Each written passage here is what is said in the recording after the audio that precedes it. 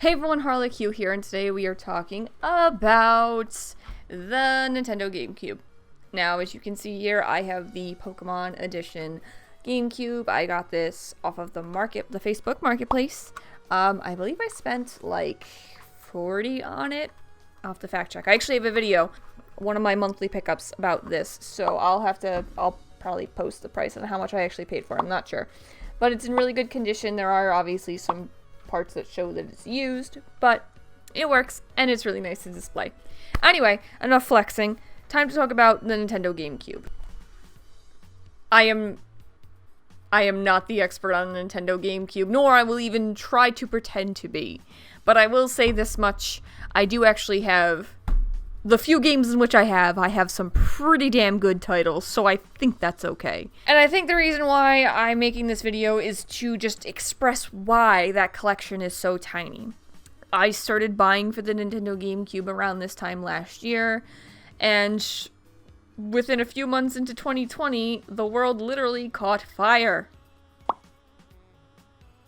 Yeah, no, the world is literally on fire. And it continues to be on fire. And this horrible thing called Covid-19 happened, and it had some crazy effects on the world, and one of them was hiking up game prices, specifically for the GameCube. Back in around this time, last year, I was actually going after a copy of Animal Crossing, and complete inbox, a copy of Animal Crossing was $30. A copy of Animal Crossing right now is $61. And the prices are going back up again. There was a brief time in which these prices were starting to drop, and now they are going back up again. Some of the reasons why these games typically tend to go up is because of newer game releases, such as Animal Crossing New Horizons. That checks out with the data. As soon as Animal Crossing New Horizons, a lot of people went back to go get the original thing. I've mentioned this before. The same thing happened with Luigi's Mansion 3. Luigi's Mansion had jumped, and I actually don't own Luigi's Mansion either, and it's a game I've always wanted to play. I played the demo several times as a kid, and I just never actually got to play Luigi's Mansion. But COVID-19 had some crazy effects on the used game market, and specifically the GameCube was the one that was affected the most throughout this whole thing. So with that being said, we're going to kind of just jump into the whole topic of how COVID-19 has affected gaming. And with that being said, we're going to just kind of jump into the topic about how COVID-19 has affected the GameCube, and how just GameCube is a system that I'm really avoiding right now. I don't really have any interest in collecting for it. I've kind of mentioned it before. So, I don't know. I guess it's just going to be kind of an interesting topic to jump. So one of the first things that I mentioned before was the fact that COVID-19 had a crazy effect on the gaming market in general, specifically the GameCube. And the reason why is because people were stuck indoors, they had nothing to do, and especially people around my age start to gather this nostalgia for a system they probably sold.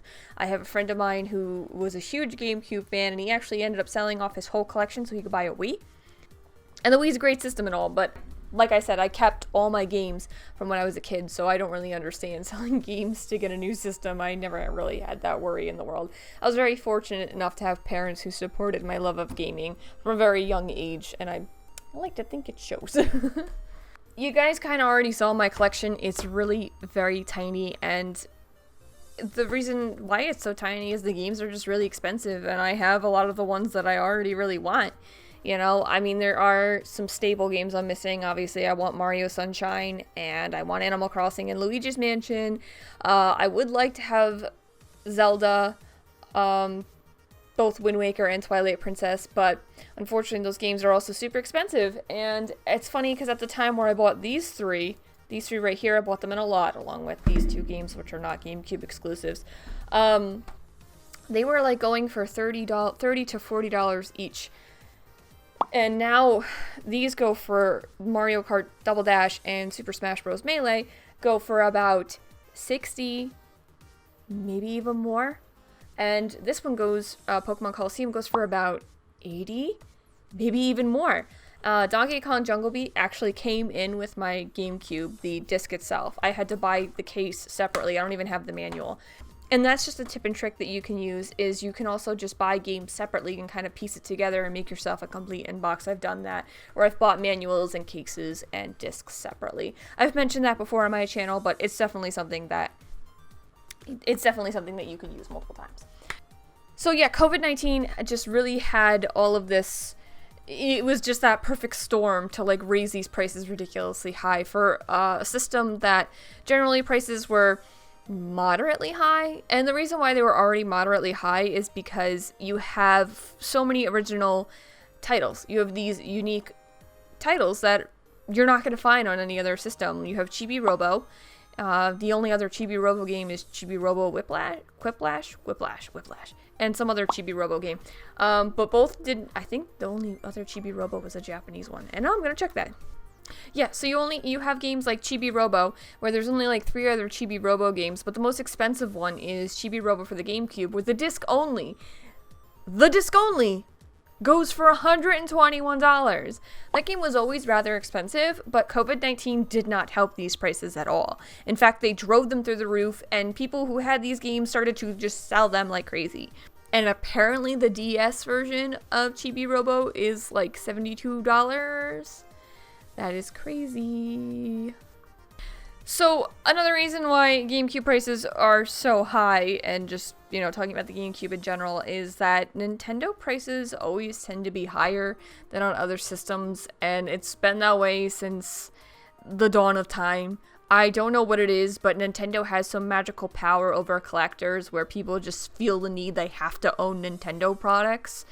I feel that way more about the PlayStation, but people go really nuts for Nintendo. So you have your games like Zelda, Pokemon, Animal Crossing, Luigi's Mansion, Mario, where these games you can't play on any other system. It's not like how other games are. These developers, they don't just develop for one system.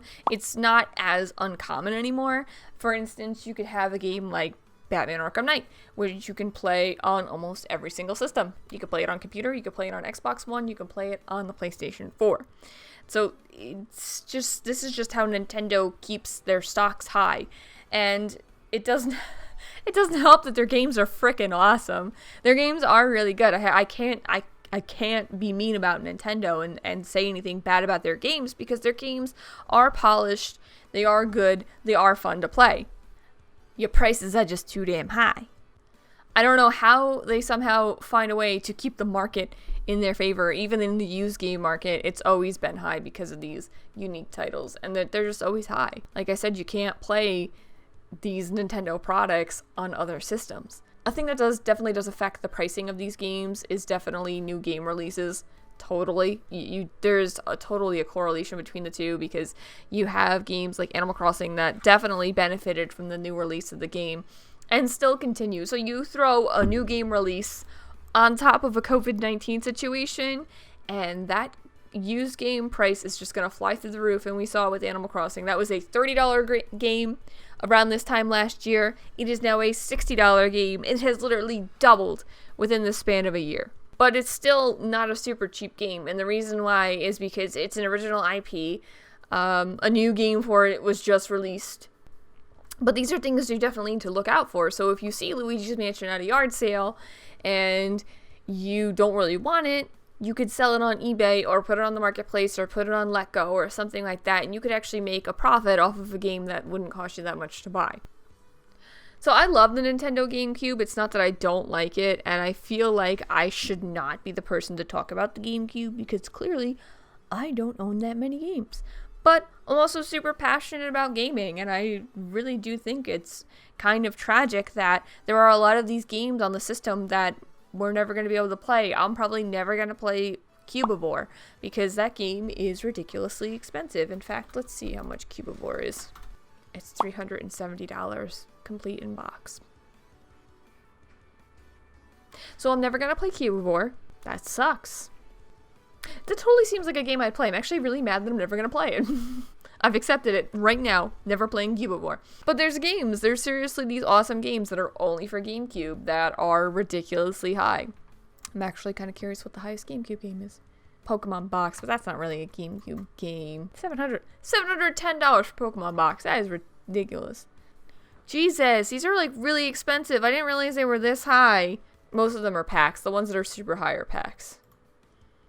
Gotcha Force is $443, but that one's going down. Oh wow, it's down $2. Wow. Sorry, I'm like looking up games now.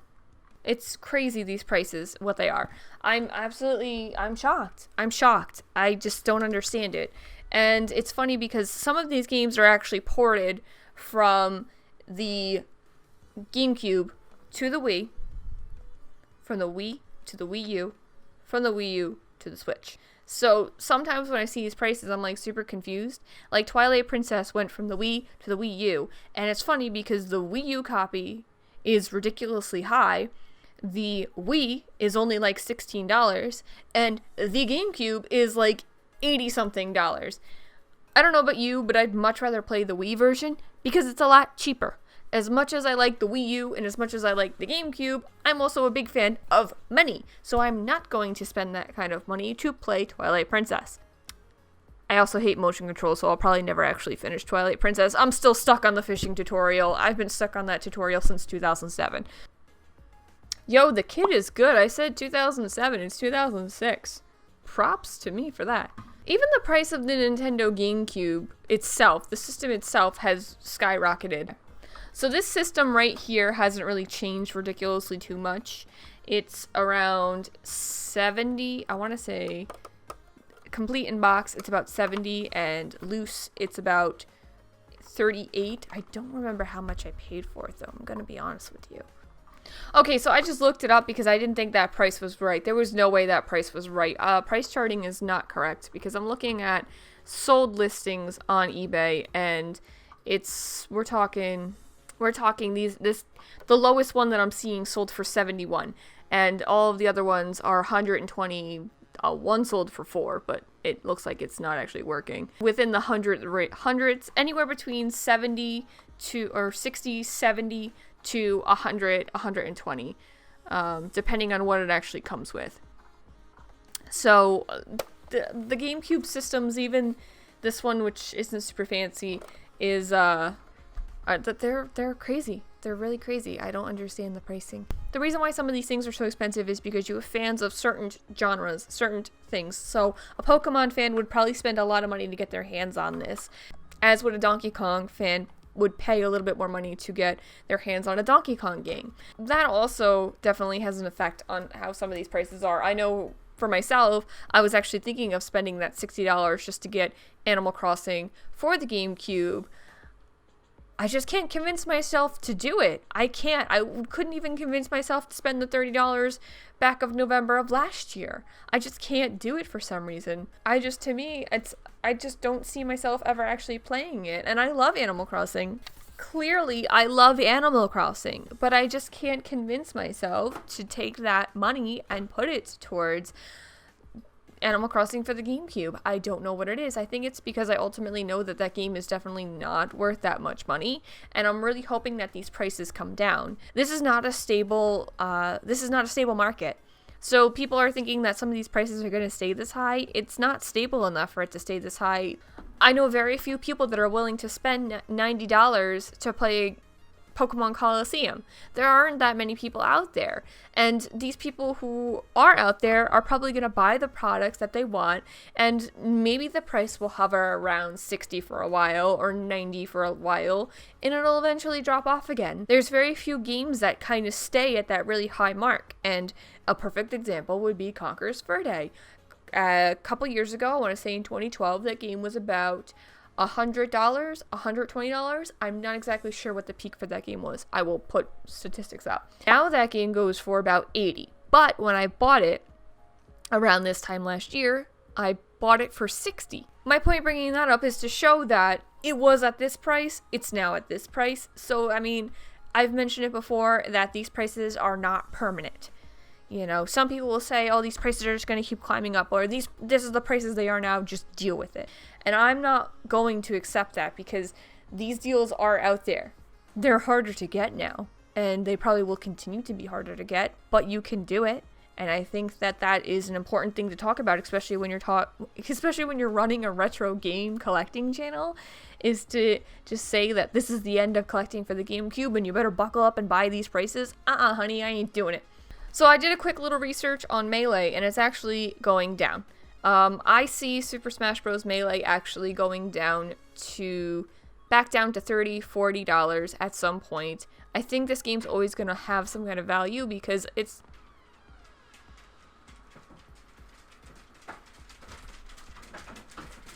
They figured out how to open doors. You sure the third one's contained? Yes. Unless they figured out how to open doors.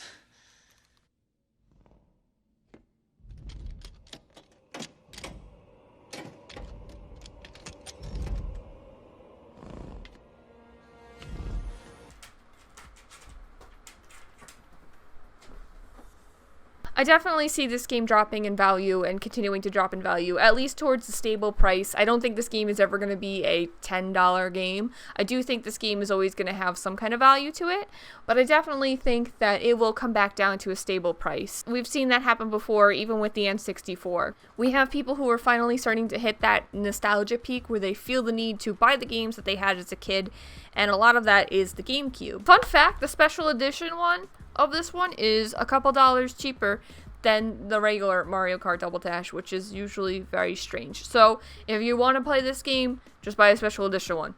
It's cheaper by a couple dollars. Just make sure you get your bonus disc too, which I have. This is another game where I don't see it staying at this price. I also don't see it going up any higher. It might go up by a couple dollars. It might go down by a couple dollars. I don't see this being a $100 game for the rest of its lifetime. I think that would just be absolutely ridiculous. For instance, last year around this time, loose it was $16. Complete in box it was $43. I see it going back down to $43, $50 the most. I don't see it staying at $60. I mean, it might actually stay at $60 because that's a somewhat reasonable price. But I don't think that it's going to go any higher than $60. At least I hope not. I'm hoping all the crazy COVID buying hikes have really dropped off, because this is, as I've said before, it's not a stable market. There's no way that people can continue to buy and purchase games at these prices.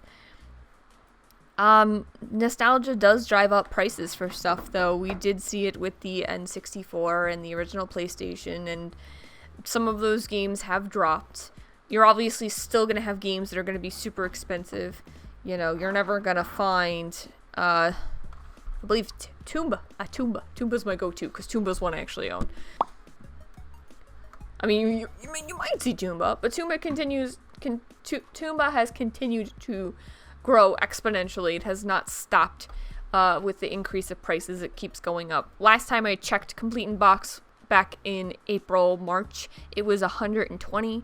So it's crazy. Gaming and certain games are just always going to hold their value, especially when they're games that were on the more rare side and were not super popular.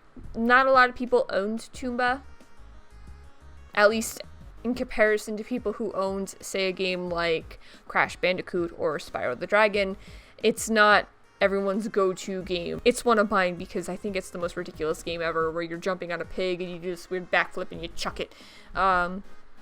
Super fun game, so if you ever see it anywhere, definitely grab it. It's probably one of my favorite original PlayStation games. I have a couple of other original PlayStation games that are my favorite, but that one is definitely one of them. This is what I do, though. This is what I do for fun. I'm not even lying. I study game prices. I study how things are increasing, decreasing. I try to find the perfect time to buy a game. I tell myself what my budget is for a certain game, what I'm willing to spend, and I go with it. For instance, I've said this before, I was not willing to spend more than $40 on Guardians Crusade, and I got Guardians Crusade, and I didn't spend as much money as I wanted to spend on it, so I'm pretty happy about that. I spend a lot of time on the Facebook Marketplace, and on not so much Craigslist anymore, because Craigslist has been very dry lately, and there's one or two good deals you can find on there, but generally people who post on Craigslist also tend to post on the Facebook Marketplace, and it seems a little safer to be on the Facebook Marketplace, because at least then you have a profile, and those people usually tend to be reviewed and all those things like that, so it's much safer. I don't typically buy off of eBay. I like to see a product physically before I buy it. I'm very particular with how I buy it. I sometimes buy off of Amazon, depending. I did a whole video on buying off of Amazon because it is a hidden gem. It is a nice place to buy stuff, because if you're not buying a game that's like, you're never gonna buy a game like Pokemon or Super Mario or anything off of Amazon cheap, but you will find games like Spy Hunter for the GameCube for pretty cheap on there. But I also kind of did a warning video on things to be aware of when buying off of Amazon. I'm on a rant now. But for an overview, I don't hate Nintendo. I feel like I need to keep saying that. I don't hate you, Nintendo. I love you, which is why we're here, because I want to own more of your games for more of your systems, and it makes me sad that the used market is just ridiculously high. I hope that at some point it can come down to a more manageable level, because it's just sad at this point that I would really like to be able to play a game like Chibi-robo. I'd really like to be able to play a game like Cubivor. There's all these games that I would love to be able to play. I paid 90 cents for these really expensive games. I just did the math. I paid 90 cents for these expensive games.